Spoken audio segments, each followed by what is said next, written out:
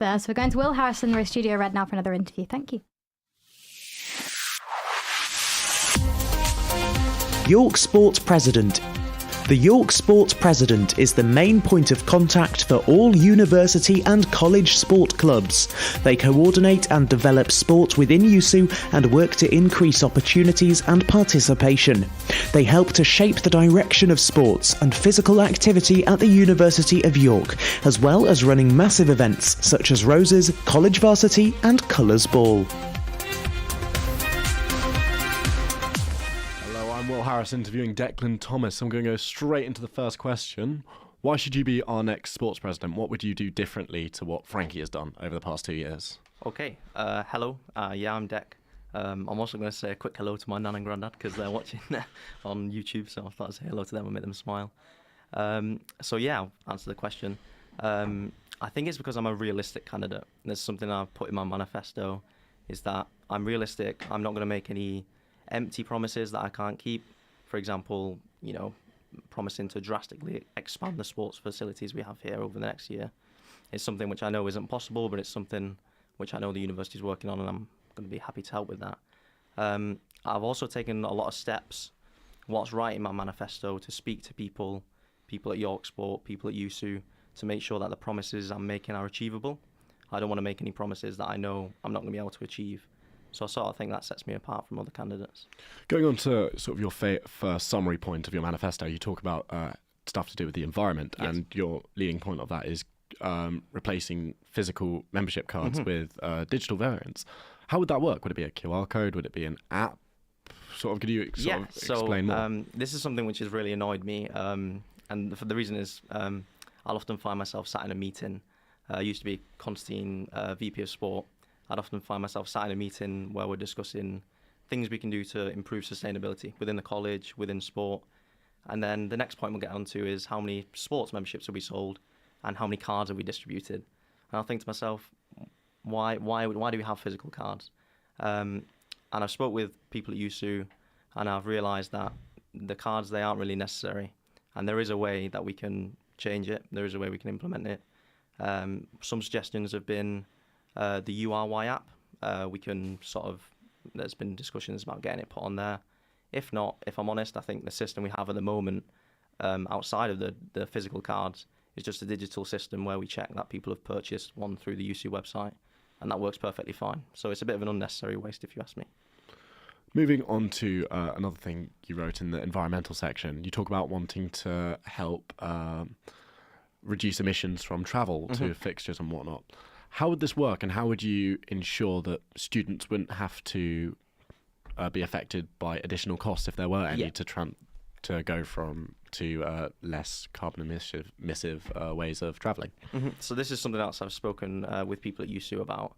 Often teams will be travelling, mainly university teams will be travelling to fixtures at the same venue. So, for example, 4 teams in one day could be travelling to Durham to play one team a badminton match, one team a football match. However, their games will be at different times of the day. So I think it's about working with teams, communicating with teams to find when are the times where teams could realistically travel together to save on those emissions, where it's no extra cost for anyone. It's just, being better for sustainability. How would you help get teams on board with this? Because obviously if the fixtures aren't at the same time, sure, if I was one of the players, I wouldn't want to go to Durham 2-3 hours early before my fixture. How would you sort of help incentivize that? So that's one of the big problems that I've been thinking about is if a team is playing a badminton match at 12 midday, they're not going to want to travel to Durham with a football team that's playing at 4 p.m. I think it's about being honest with teams, being realistic. If a fixtures are 1 or 2 hours apart, hopefully we'll be able to get teams on board to be able to travel to fixtures at realistic times. Moving on to the accessibility points on your manifesto, you talked about trying to get memberships from the benefits, from York Sport with just the college memberships.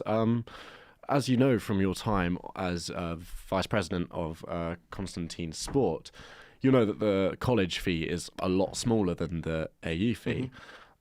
what incentive is there for York Sport to want to give out any meaningful discount to students who only have a college membership rather than the AU membership?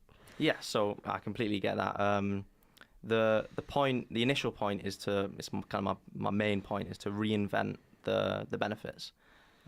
So at the moment, as it stands, college sport members, they don't really get any benefits other than obviously access to training and playing fixtures.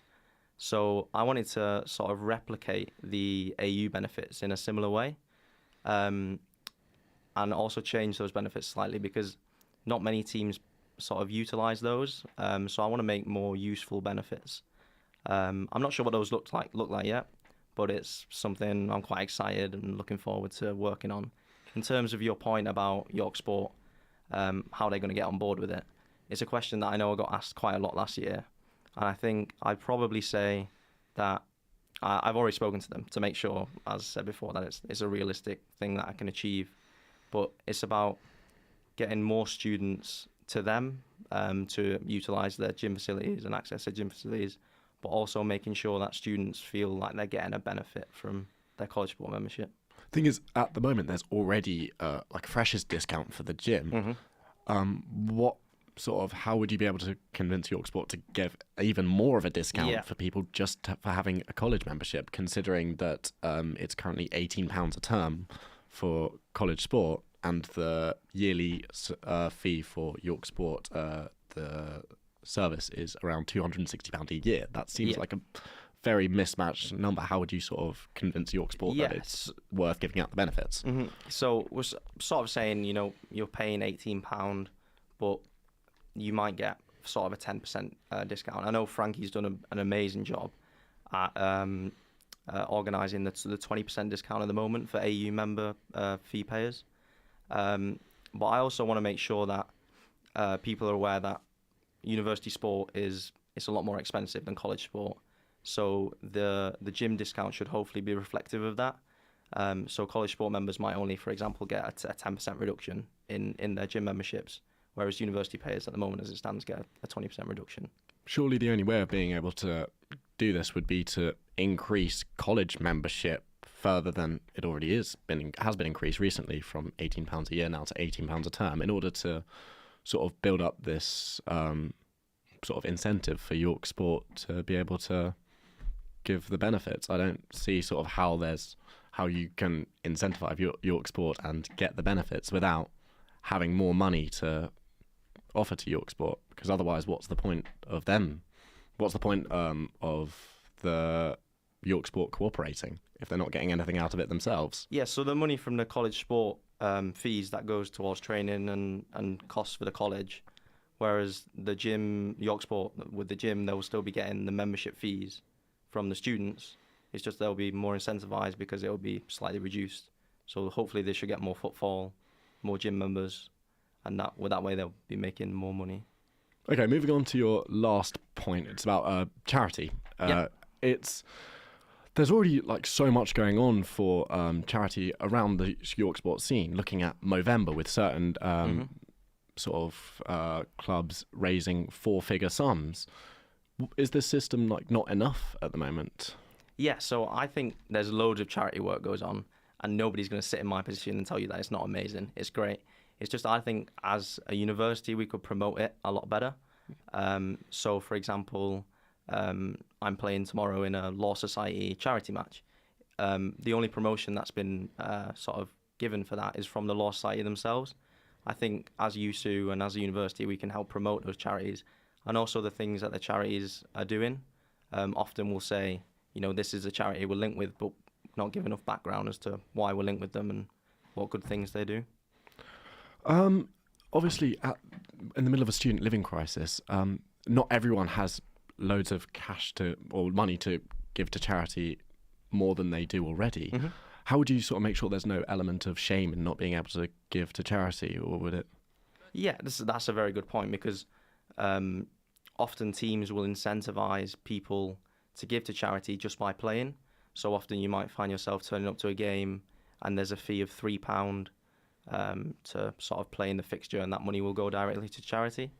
I think the best way to get around that is communication and sort of making teams aware there is a cost of living crisis at the moment, and there are reasons people might not be able to donate. Right, I'm going to have to cut you off. I'm sorry, okay. we have to throw to Blue for our Frankie exit interview. So I am Grace, and I am joined by Frankie Riley, the current